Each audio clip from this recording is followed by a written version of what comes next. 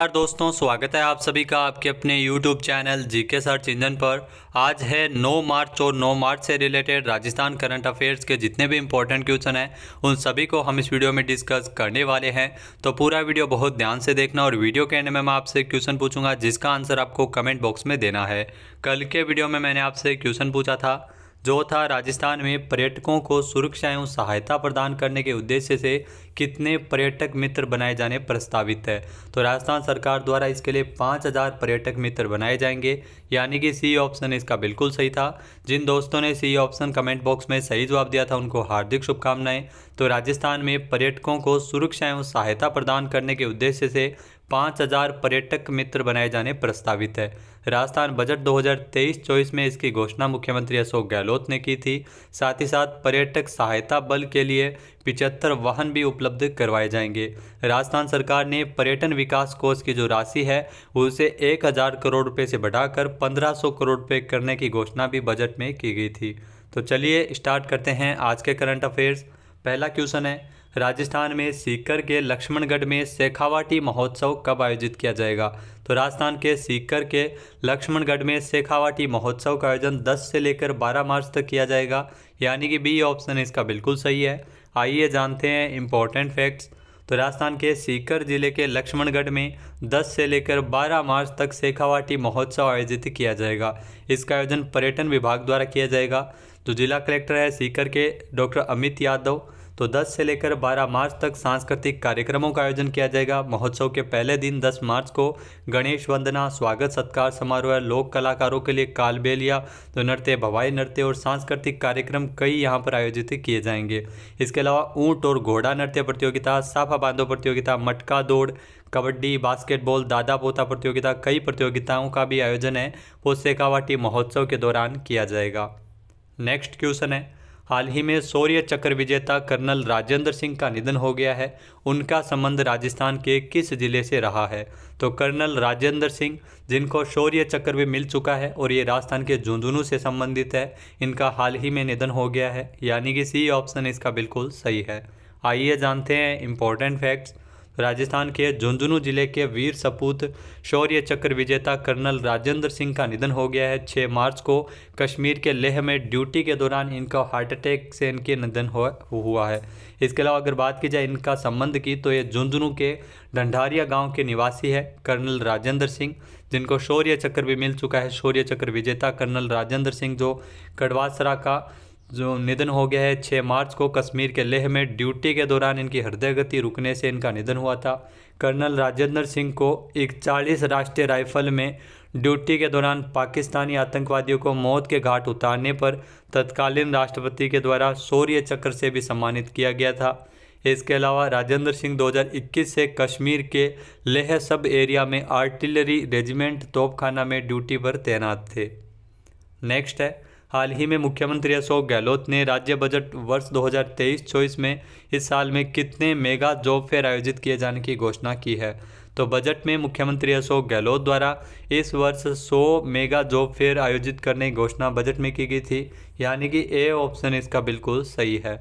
आइए जानते हैं इंपॉर्टेंट फैक्ट्स। तो राजस्थान सरकार के द्वारा युवाओं को निजी क्षेत्र में रोजगार के अवसर उपलब्ध करवाने के उद्देश्य से रोजगार मेले आयोजित करवा रही है। इन मेलों से काफ़ी लोगों को रोजगार भी मिला है और इसकी सफलता को देखते हुए मुख्यमंत्री अशोक गहलोत ने बजट में जो वर्ष 2023-24 का बजट पेश किया था, आगामी वित्तीय वर्ष से 100 मेगा जॉब फेयर आयोजित करने की घोषणा की है। प्रदेश में अब तक जोधपुर, जयपुर, बीकानेर सहित अन्य जिलों में, हाल ही में उदयपुर में भी मेगा जॉब फेयर का आयोजन किया गया था। तो इन रोजगार मेलों के माध्यम से निजी क्षेत्र की जो कंपनियां हैं और रोजगार चाहने वाले युवाओं को लगातार मंच उपलब्ध इसमें करवाया जाता है। नेक्स्ट है, हाल ही में राजस्थान के किस जिले में मिशन आर्या के तहत भीम 8 प्रोजेक्ट का संचालन किया गया है। तो मिशन आर्या के तहत भीम 8 प्रोजेक्ट का संचालन किया गया है दौसा में, यानी कि सी ऑप्शन इसका बिल्कुल सही है। आइए जानते हैं इंपॉर्टेंट फैक्ट्स। तो दौसा जिले में मिशन आर्या के तहत भीम 8 प्रोजेक्ट का संचालन किया गया था। यहाँ बच्चों के कुपोषण प्रबंधन के लिए विशेष अभियान चलाया गया है, जिसमें 96,058 बालक बालिकाओं की स्वास्थ्य की जांच की गई थी।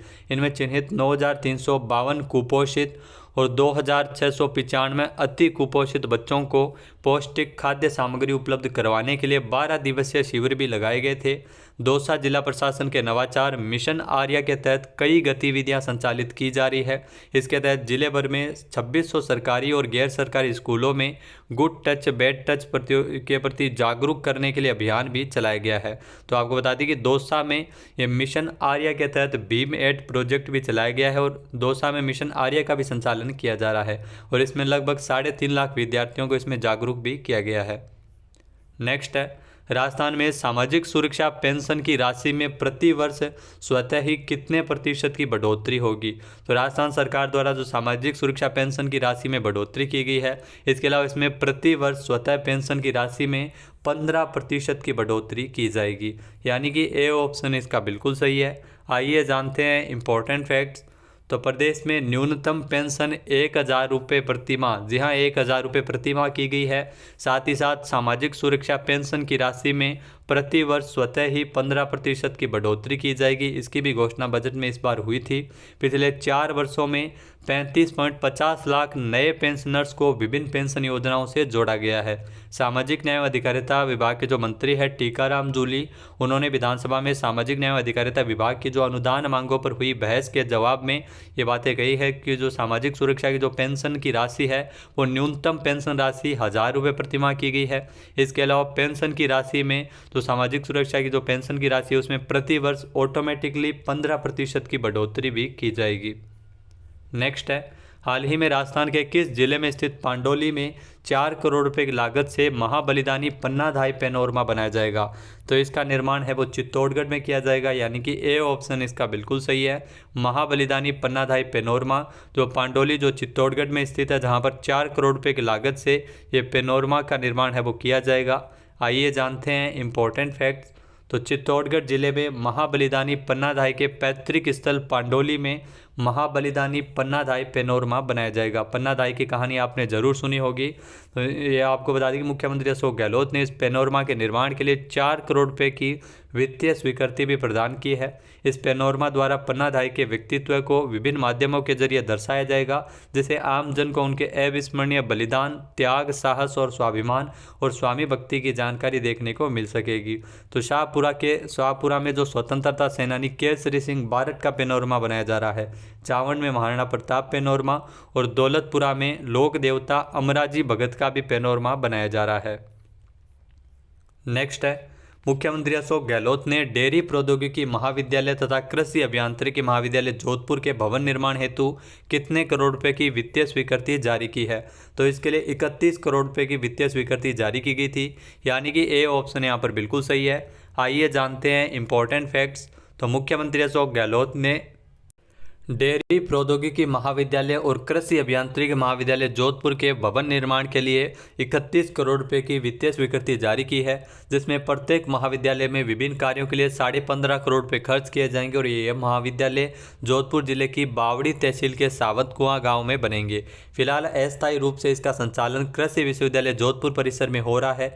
इस मंजूरी से महाविद्यालयों में स्नातक स्तर के जो छात्र छात्राओं के लिए 50-50 सीट क्षमता के छात्रावास, academic block, workshop, employed shed, dean residence परिसर द्वारा तो सड़क और डेयरी प्लांट का निर्माण इसमें किया जाएगा। मुख्यमंत्री अशोक गहलोत द्वारा इस महाविद्यालय परिसर का जो शिलान्यास है वो 11 नवंबर 2022 को किया गया था। नेक्स्ट है, हाल ही में 16,060 मेगावाट सौर ऊर्जा उत्पादन के साथ राजस्थान देश में कौन से स्थान पर है। तो सौर ऊर्जा में राजस्थान का पहला स्थान है, यानी कि ए ऑप्शन इसका बिल्कुल सही है। 16,060 मेगावाट के साथ सौर ऊर्जा क्षमता में राजस्थान है वो देश में पहले स्थान पर है। ये क्वेश्चन आपके लिए आने वाले एग्जाम की दृष्टि से महत्वपूर्ण है, बहुत बार पूछा भी गया है और आगे भी पूछा जा सकता है। आइए जानते हैं इंपॉर्टेंट फैक्ट्स। तो सौर ऊर्जा उत्पादन में राजस्थान है वो मॉडल स्टेट बन गया है। 16,060 मेगावाट सौर ऊर्जा उत्पादन में राजस्थान देश में प्रथम स्थान पर है। वर्ष 2024-25 तक 30 गीगावाट सौर ऊर्जा क्षमता की परियोजनाओं को धरातल पर उतारने का लक्ष्य निर्धारित राजस्थान सरकार द्वारा किया गया है। इसके अलावा जो प्रदेश में विश्व का सबसे बड़ा सोलर पार्क 2245 मेगावाट क्षमता का जोधपुर का बड़ला सोलर पार्क है। यह भी डायरेक्ट क्वेश्चन एग्जाम में आता है कि बड़ला सोलर पार्क है वो कहाँ पर स्थित है, क्षमता कितनी है 2245 मेगावाट। 925 मेगावाट क्षमता का जैसलमेर के नोक में सोलर पार्क भी स्थापित किया गया है। इसके अलावा 750 मेगावाट का फलोदी पोखरण में भी सोलर पार्क है वो विकसित किए गए हैं। नेक्स्ट है, हाल ही में भारतीय थल सेना और फ्रांसीसी सेना के बीच पहला संयुक्त सैन्य अभ्यास फ्रिंजेक्स 2023 का आयोजन कहाँ किया गया है। तो फ्रिंजेक्स 2023 जो संयुक्त सैन्य अभ्यास है भारत की जो थल सेना और फ्रांसीसी सेना के बीच, ये केरल में आयोजित किया गया है, यानी कि ए ऑप्शन इसका बिल्कुल सही है। आइए जानते हैं इंपॉर्टेंट फैक्ट्स।